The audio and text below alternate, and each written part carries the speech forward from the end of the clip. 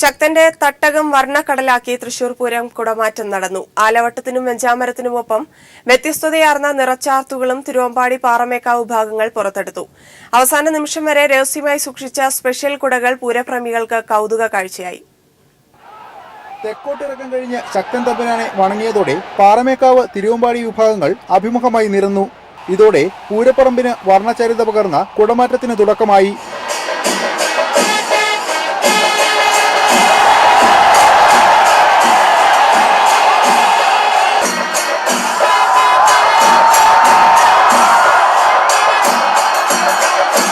ആലവട്ടത്തിനും വെഞ്ചാമരത്തിനുമൊപ്പം ഇരുവിഭാഗങ്ങളും മാസങ്ങളായി ഒരുക്കി വന്ന വർണ്ണപ്രപഞ്ചമാണ് ആയിരങ്ങൾക്ക് മുമ്പിൽ പൊട്ടിവിരിഞ്ഞത്.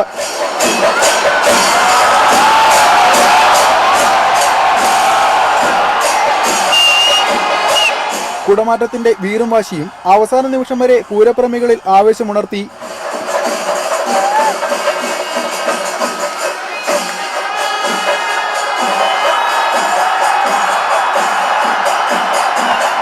കാത്തിരുന്ന സ്പെഷ്യൽ കുടകൾ പുറത്തെടുത്തപ്പോൾ കാണികളായെത്തിയ ആയിരങ്ങൾ ആർപ്പുവിളി മുഴക്കി.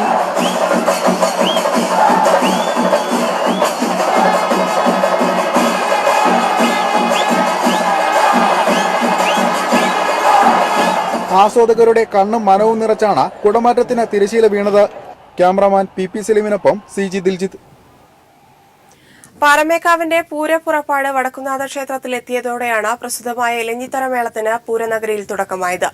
മേളപ്രമാണി പെരുമ്പനം കുട്ടന്മാരാരുടെ നേതൃത്വത്തിൽ പാണ്ടിമേളം കൊട്ടിക്കയറിയപ്പോൾ ആയിരങ്ങളാണ് ആസ്വാദകരായി താളം പിടിച്ചത്.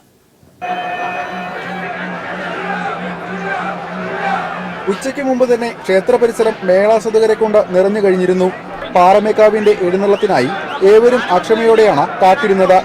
തിടമ്പേറ്റിയ കൊമ്പൻ ക്ഷേത്രമതിൽ കടന്നതോടെ കാതുകൾ ഇലഞ്ഞിമര ചുവട്ടിലേക്കെത്തി. തുടർന്ന് ഇലഞ്ഞിത്തറ മേളത്തിന് തുടക്കമായി.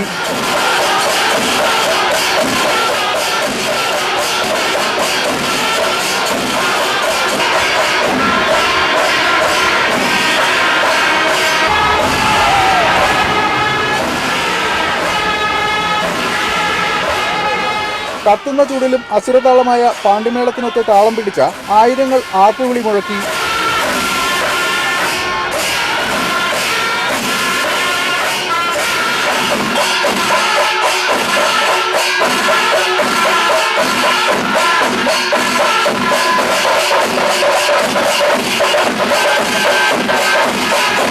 പെരുവനം കുട്ടന്മാരാരുടെ നേതൃത്വത്തിൽ നൂറുകണക്കിന് കലാകാരന്മാർ താളമിട്ടപ്പോൾ 2 മണിക്കൂർ നേരം ആസ്വാദകർ സർവ്വവും മറന്നു.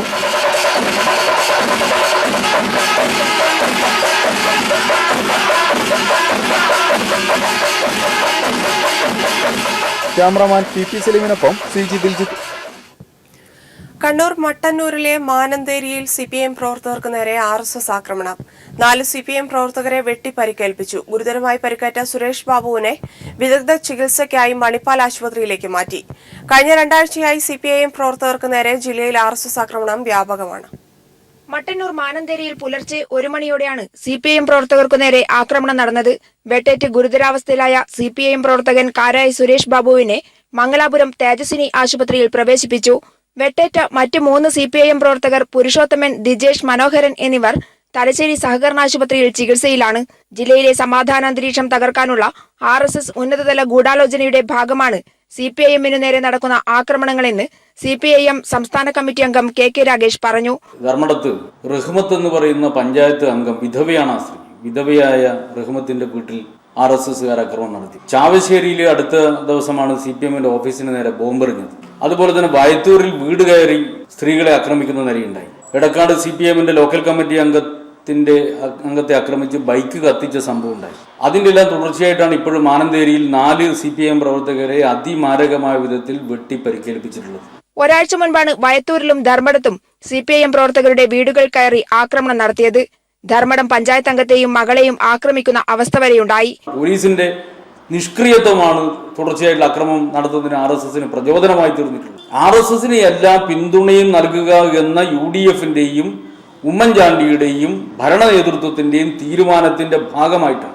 UDF ഭരണത്തിന് കീഴിൽ ഉമ്മൻചാണ്ടിയുടെ ഒത്താശയോടെ BJP വോട്ട് ലക്ഷ്യമിട്ട് പോലീസ് നിഷ്ക്രിയത്വം പാലിക്കുകയാണെന്നും KK രാഗേഷ് MP പറഞ്ഞു. News bureau, Kannur. മാനന്തേരിയിലെ ആക്രമണം തെരഞ്ഞെടുപ്പ് രംഗം സംഘർഷഭരിതമാക്കാനുള്ള നീക്കമാണെന്ന് പിണറായി വിജയൻ. കോൺഗ്രസ് ബി.ജെ.പി. ധാരണ നിയമപാലനത്തിന് തടസ്സമാകരുതെന്നും പിണറായി വ്യക്തമാക്കി. ഫേസ്ബുക്ക് പോസ്റ്റിലൂടെയാണ് പിണറായിയുടെ പ്രതികരണം. എൽ.ഡി.എഫിന്റെ നൂതന തെരഞ്ഞെടുപ്പ് പ്രചാരണങ്ങൾ നശിപ്പിക്കാൻ ശ്രമം. ട്രെയിൻ ബോഗികളിലുള്ള എൽ.ഡി.എഫിന്റെ പ്രചാരണങ്ങളാണ് നശിപ്പിച്ചത്. റെയിൽ മന്ത്രാലയത്തിന്റെ അനുമതിയോടെയാണ് പ്രചാരണം തുടങ്ങിയത്. പ്രചാരണ രംഗത്തെ എൽ.ഡി.എഫ് മുന്നേറ്റം തടയാനാണ് ശ്രമമെന്ന് ആരോപണം. 7 ട്രെയിനുകളിലായിരുന്നു എൽ.ഡി.എഫ് ഇത്തരത്തിൽ തെരഞ്ഞെടുപ്പ് പ്രചാരണം തുടങ്ങിയത്. അതിൽ ചില ട്രെയിനുകളിൽ പതിപ്പിച്ചിരുന്ന പ്രചരണമാണ് നശിപ്പിച്ച നിലയിൽ കണ്ടെത്തിയത്. ഇന്ത്യയിൽ ആദ്യമായി എൽ.ഡി.എഫ് ആണ് ഇത്തരത്തിൽ ട്രെയിനുകളിൽ തെരഞ്ഞെടുപ്പ് പ്രചരണത്തിന് തുടക്കം കുറിച്ചത്. റെയിൽ മന്ത്രാലയത്തിന്റെ ടെൻഡറിൽ പങ്കെടുത്താണ് പ്രചരണം നടത്താൻ അനുമതി നേടിയത്. എൽ.ഡി.എഫിന്റെ ക്യാമ്പയിൻ തടയാൻ ബി.ജെ.പിയും കോൺഗ്രസും ദില്ലി കേന്ദ്രീകരിച്ച് ശ്രമങ്ങളും നടത്തിയിരുന്നു. മിസ്ഡ് കോളിലൂടെ എൽ.ഡി.എഫിലെ പ്രമുഖ നേതാക്കൾ വോട്ടർമാരുമായി സംവദിക്കുന്ന ക്യാമ്പയിനിന്റെ തുടർച്ചയായിരുന്നു ട്രെയിൻ ക്യാമ്പയിൻ. എൽ.ഡി.എഫിന്റെ നൂതന തെരഞ്ഞെടുപ്പ് പ്രചരണം ജനങ്ങളിലേക്ക് എത്തുന്നു എന്ന തിരിച്ചറിവാണ് ബോർഡുകൾ നശിപ്പിക്കുന്നതിന് പിന്നിലെന്ന് ആരോപണമുണ്ട്. എൽ.ഡി.എഫ് വരും എല്ലാം ശരിയാകും എന്ന തലക്കെട്ടിൽ നിലപാടുകൾ വിശദീകരിച്ചും യു.ഡി.എഫ് സർക്കാരിന്റെ അഴിമതികൾ തുറന്നുകാട്ടിയുമായിരുന്നു ട്രെയിൻ ക്യാമ്പയിൻ. പ്രചരണം തുടങ്ങി 2 ആഴ്ച പിന്നിടുമ്പോൾ ആയിരങ്ങളാണ് ഇത് വീക്ഷിച്ചത്. News bureau, Thiruvananthapuram. എൽ.ഡി.എഫിന്റെ ട്രെയിൻ പരസ്യം നശിപ്പിച്ച സംഭവം ക്രിമിനൽ കുറ്റമെന്ന് കോടിയേരി. നശിപ്പിച്ചവരെ നിയമപരമായി ശിക്ഷിക്കണമെന്നും കോടിയേരി ബാലകൃഷ്ണൻ പറഞ്ഞു. ബി.ജെ.പിയും യു.ഡി.എഫും എൽ.ഡി.എഫിന്റെ സ്വതന്ത്രമായ പ്രവർത്തനം തടയുന്ന വിധം ഇടപെടുകയാണെന്നും കോടിയേരി പാലക്കാട് പറഞ്ഞു. നിയമാനുസൃതമായി നൽകിയിട്ടുള്ളൊരു പരസ്യമാണ് അത് നശിപ്പിക്കുന്ന സ്ഥിതി ഉണ്ടായിരിക്കുന്നത്. ഇത് വലിയൊരു ക്രിമിനൽ കുറ്റമാണ്. ഇത് ചെയ്തവരെ കണ്ടെത്തി നിയമപരമായി ശിക്ഷിക്കണം. ഇലക്ഷൻ പ്രവർത്തനം അസാധ്യമാക്കുക എന്നതാണ് ഇതുകൊണ്ട് അവർ ഉദ്ദേശിക്കുന്നത്. കേന്ദ്രം ഭരിക്കുന്ന കക്ഷിയും സംസ്ഥാനം ഭരിക്കുന്ന കക്ഷിയും പ്രതിപക്ഷത്തിരിക്കുന്ന ഇടതുപക്ഷത്തിന്റെ പ്രവർത്തനം, സ്വതന്ത്രമായ പ്രവർത്തനം തടയാൻ വേണ്ടി വിവിധ രീതിയിൽ ഇടപെട്ടുകൊണ്ടിരിക്കുകയാണ്. ഇത് ചെയ്തവർ അവർ ഇത്തരം പ്രവൃത്തി ചെയ്തതുകൊണ്ട് മാത്രം ഇടതുപക്ഷത്തിന്റെ പ്രചരണത്തെ അവർക്ക് മറികടക്കാൻ കഴിയില്ല. ഈ നശിപ്പിച്ചതുകൊണ്ടും ആ പ്രചരണം ജനങ്ങൾ ഏറ്റെടുക്കും. തിരുവനന്തപുരത്ത് സിപിഐഎം പ്രവർത്തകയുടെ വീടിനു നേരെ ആർഎസ്എസ് ആക്രമണം. പാപ്പനംകോട് സത്യൻ നഗറിൽ കഴിഞ്ഞ ദിവസം രാത്രിയാണ് സംഭവം. വീടിന്റെ ഗേറ്റും ജനൽ ചില്ലുകളും അടിച്ചാക്രമികൾ തകർത്തു കളഞ്ഞു. തിരുവനന്തപുരം പാപ്പൻകോട് എസ്റ്റേറ്റ് വാർഡിലെ സത്യൻ നഗറിലാണ് ആർഎസ്എസ് പ്രവർത്തകർ ആക്രമണം നടത്തിയത്. സിപിഐഎം പ്രവർത്തകയായ ബേബി മിനിയുടെ വീടിന് നേരെയാണ് ആക്രമണമുണ്ടായത്. കഴിഞ്ഞ ദിവസം രാത്രി 12:30യോടെയാണ് സംഭവം. വീടിന്റെ ഗേറ്റും ജനൽ ചില്ലുകളും മറ്റും അക്രമികൾ അടിച്ചു തകർത്തു. ആർഎസ്എസ് പ്രവർത്തകരുടെ സംഘമാണ് ആക്രമണത്തിന് പിന്നിലെന്ന് ബേബി മിനി പറയുന്നു. പടക്കം പൊട്ടുന്നൊരു സൗണ്ട് പോലെ കേട്ടു. മുകളിലത്തെ ഡോറ് തുറന്ന് നോക്കിയപ്പോഴാണ് ഇവിടെ മുകളിൽ കതവിനടിക്കുന്നത്. ഉമാര് 2-3 പേരെ വ്യക്തമായി കണ്ടു. അക്രമവും ബഹളവും അട്ടഹാസമായിട്ട് ഇറങ്ങി ഓടി. പ്രദേശത്ത് നേരത്തെയും ആർഎസ്എസ് പ്രവർത്തകർ ആക്രമണം നടത്തിയിരുന്നുവെന്നും എന്നാൽ പോലീസ് അക്രമികൾക്കെതിരെ നടപടിയെടുക്കുന്നില്ലെന്നും സിപിഐഎം ഏരിയ കമ്മിറ്റി അംഗം പ്രദീപ് ആരോപിച്ചു. യഥാർത്ഥത്തിൽ നേമത്തെ പോലീസ് ഈ കാര്യങ്ങളിലൊക്കെ ഒരു ശക്തമായ നടപടി എടുക്കുന്നില്ല. ഈ ക്രിമിനലുകളെ അറസ്റ്റ് ചെയ്യാനോ ഒന്നും അവർ തയ്യാറാകുന്നില്ല. തെരഞ്ഞെടുപ്പിന്റെ പ്രവർത്തനങ്ങളെ തടസ്സപ്പെടുത്തലാണ് അവർ ഉദ്ദേശിക്കുന്നത്. സമീപത്തെ വീട്ടിലെ സിസിടിവി ക്യാമറയിൽ അക്രമികളുടെ ദൃശ്യങ്ങൾ പതിഞ്ഞിട്ടുണ്ട്. 9 പേരാണ് ദൃശ്യത്തിലുള്ളത്. സംഭവത്തിൽ നേമം പോലീസ് കേസെടുത്തു. News bureau, Thiruvananthapuram. പരവൂർ വെടിക്കെട്ട് ദുരന്തത്തിൽ കൊല്ലം ജില്ലാ കലക്ടർ ഷൈനമോൾക്കെതിരെ പുറ്റിങ്ങൽ ക്ഷേത്ര ഭാരവാഹികളുടെ മൊഴി. വെടിക്കെട്ട് നടത്താൻ കലക്ടർ അനുമതി നൽകിയിരുന്നുവെന്ന് ക്ഷേത്രം ഭാരവാഹികൾ മൊഴി നൽകി. വെടിക്കെട്ടിന് അനുമതി നിഷേധിച്ചതിന് ശേഷം കലക്ടറുമായി കൂടിക്കാഴ്ച നടത്തിയെന്നും ഭാരവാഹികൾ ക്രൈംബ്രാഞ്ചിന് മൊഴി നൽകി.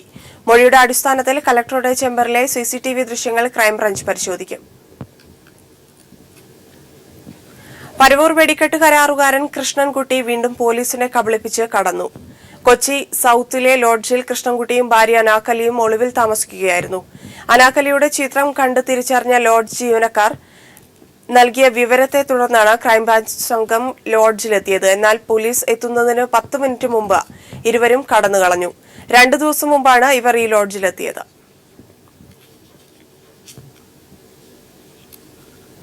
വിവരാവകാശ കമ്മീഷനെ സർക്കാർ വീണ്ടും നോക്കുകുത്തിയാക്കുന്നു. ക്യാബിനറ്റ് തീരുമാനങ്ങൾ മുഖ്യമന്ത്രിയുടെ ഓഫീസിൽ നിന്ന് നൽകുന്നില്ല. വിവരാവകാശ കമ്മീഷണറുടെ ഉത്തരവുകൾ ലംഘിച്ച് വിവരങ്ങൾ നൽകാതിരിക്കുന്നത് വിവാദമായ മന്ത്രിസഭായോഗ തീരുമാനങ്ങൾ മറച്ചുപിടിക്കാനാണ്. അഴിമതിക്ക് കളമൊരുങ്ങിയ മെത്രാൻകായലും കടമക്കുടിയിലെ നിലവും നികത്താനുള്ള അനുമതി, വിവാദസ്വാമി സന്തോഷ് മാധവൻ ഇടനിലക്കാരനായ ഭൂമി ഇടപാട് തുടങ്ങി തെരഞ്ഞെടുപ്പ് പ്രഖ്യാപിക്കുന്നതിന് തൊട്ടുമുമ്പ് സർക്കാർ എടുത്തത് ഒരുപിടി തീരുമാനങ്ങളാണ്. പുറത്തറിഞ്ഞ് വിവാദമായതോടെ ഇവ പിന്നീട് റദ്ദാക്കിയെങ്കിലും സമാനമായ ഇത്തരം ഉത്തരവുകൾ വേറെയും ഉണ്ടാകാം. അതിനാൽ അവയൊന്നും തെരഞ്ഞെടുപ്പിന് മുമ്പ് ഒരിക്കലും പുറത്തു വരരുത് എന്ന് സർക്കാരിന് നിർബന്ധമുണ്ട്.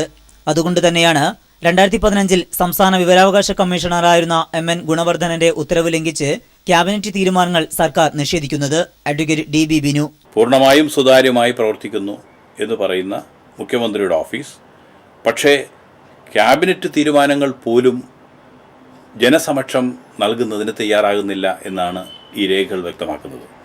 അപ്പോൾ ഇതിലൂടെ വ്യക്തമാകുന്നൊരു കാര്യം, ഇത് വലിയ അഴിമതി നടക്കുന്ന നിരവധി തീരുമാനങ്ങൾ ക്യാബിനറ്റ് സ്വീകരിച്ചിട്ടുണ്ട് എന്നുള്ളതാണ്. പബ്ലിക് ഇൻഫർമേഷൻ ഓഫീസർ തന്നെയാണ് ചുമതലക്കാരൻ. പക്ഷേ ഇവിടെ പബ്ലിക് ഇൻഫർമേഷൻ ഓഫീസറെ മുന്നിൽ നിർത്തിക്കൊണ്ട് പൊളിറ്റിക്കൽ ബ്യൂറോക്രസിയാണ് ഈ വിവരങ്ങൾ തടയാൻ ശ്രമിക്കുന്നത്. മുഖ്യ വിവരാവകാശ കമ്മീഷണർ ഡോക്ടർ സിബി മാത്യൂസിന് ഇതിനെ സംബന്ധിച്ചുള്ള ഹർജി സമർപ്പിച്ചിട്ടുണ്ട്. ക്യാബിനറ്റ് തീരുമാനങ്ങൾ ഔദ്യോഗിക വെബ്സൈറ്റിൽ പ്രസിദ്ധീകരിക്കണം എന്ന വിവരാവകാശ കമ്മീഷന്റെ ഉത്തരവുകൾ സർക്കാർ ലംഘിക്കുകയാണ്. News bureau, Kochi.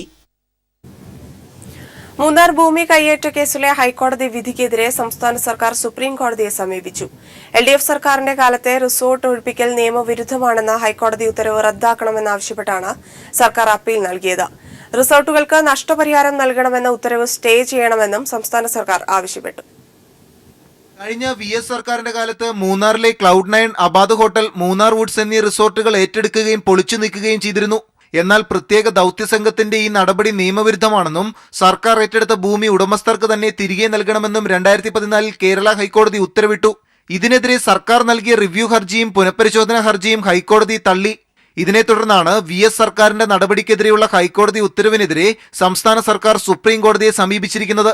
വനസംരക്ഷണ ഭൂസംരക്ഷണ നിയമപ്രകാരമാണ് റിസോർട്ടുകൾ പ്രത്യേക സംഘം ഏറ്റെടുക്കുകയും പൊളിച്ചു നീക്കുകയും ചെയ്തതെന്ന് സുപ്രീം കോടതിയിൽ സമർപ്പിച്ച അപ്പീലിൽ സംസ്ഥാന സർക്കാർ വ്യക്തമാക്കി. ഏലം, പാട്ട, കുത്തക ഭൂമിയിൽ ചട്ടം ലംഘിച്ചാണ് റിസോർട്ടുകൾ നിർമ്മിച്ചതെന്നും അപ്പീലിൽ ചൂണ്ടിക്കാട്ടിയിട്ടുണ്ട്. വേനലവധിക്ക് ശേഷം സുപ്രീം കോടതി ഈ ഹർജി പരിഗണിക്കും. News bureau, Delhi. അതേസമയം മത്സ്യവും പച്ചക്കറിയും കൃഷി ചെയ്യാവുന്ന അക്വാപോണിക്സിന് കേരളത്തിൽ പ്രചാരമേറുന്നു.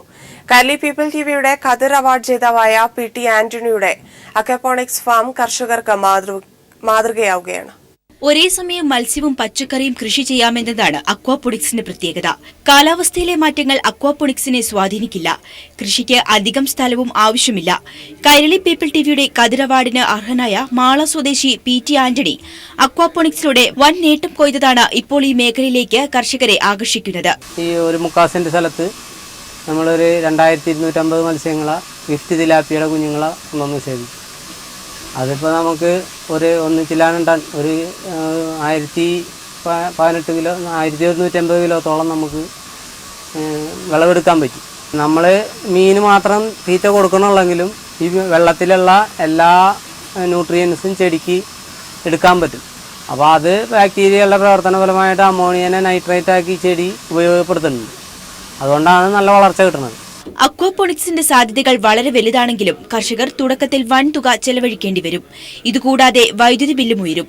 ഈ സാഹചര്യത്തിൽ സർക്കാർ സബ്സിഡി നൽകണമെന്നാണ് കർഷകരുടെ ആവശ്യം. News bureau, Thrissur. ഒട്ടേറെ പുതുമകളുമായി കിറ്റക്സ് ക്യൂബിയുടെ ബാഗുകൾ വിപണിയിലെത്തി. ഷേപ്പ്, സപ്പോർട്ട്, സ്റ്റൈൽ എന്ന ആശയത്തിലൂന്നിയാണ് ബാഗുകൾ രൂപകൽപ്പന ചെയ്തിരിക്കുന്നതെന്ന് മാർക്കറ്റിംഗ് മാനേജർ CB ബാബുരാജ് പറഞ്ഞു. 330 രൂപ മുതൽ ബാഗുകൾ വിപണിയിൽ ലഭ്യമാണ്. യൂറോപ്യൻ സാങ്കേതിക വിദ്യയിൽ നിർമ്മിക്കുന്ന ബാഗുകളുടെ രൂപകൽപ്പന എർഗണോമിക്കലിയാണ് നിർവഹിച്ചിരിക്കുന്നത്. കൂടുതൽ കാലം ഈട് നിൽക്കുകയും കുട്ടികൾക്ക് അനായാസമായി ഉപയോഗിക്കാൻ കഴിയുമെന്നതുമാണ് ബാഗിന്റെ സവിശേഷതയെന്ന് കമ്പനി അറിയിച്ചു.